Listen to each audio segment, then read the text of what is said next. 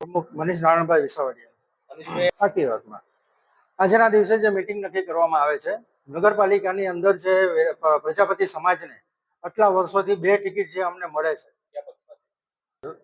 ભારતીય જનતા પક્ષમાંથી જે મળે છે આટલા વર્ષોથી અમારો જે સમાજ છે એ હંમેશા ભારતીય જનતા પક્ષને વફાદાર રહ્યો છે અને હંમેશા એના સંદર્ભમાં જ કામ કર્યું છે.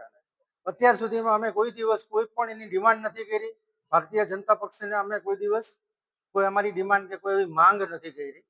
ખરેખર અમારો જે 3 થી 4 હજાર પરિવારો છે, 3 થી 4 હજાર લોકો જે અહીંયા રહે છે, તો અમારો હક કાયદેસર 4 ટિકિટનો છે.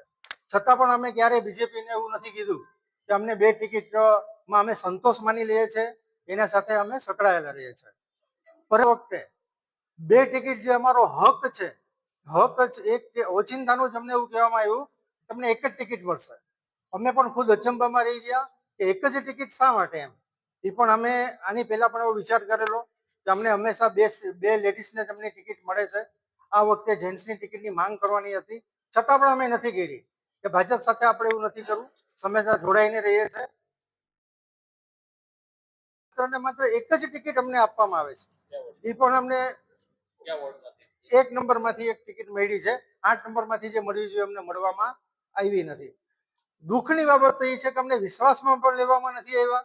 આટલા વર્ષોથી લોકો સાથે જોડાયેલા છે, આટલા વિશ્વાસમાં રહે છે. અમારો ભોળો સમાજ છે.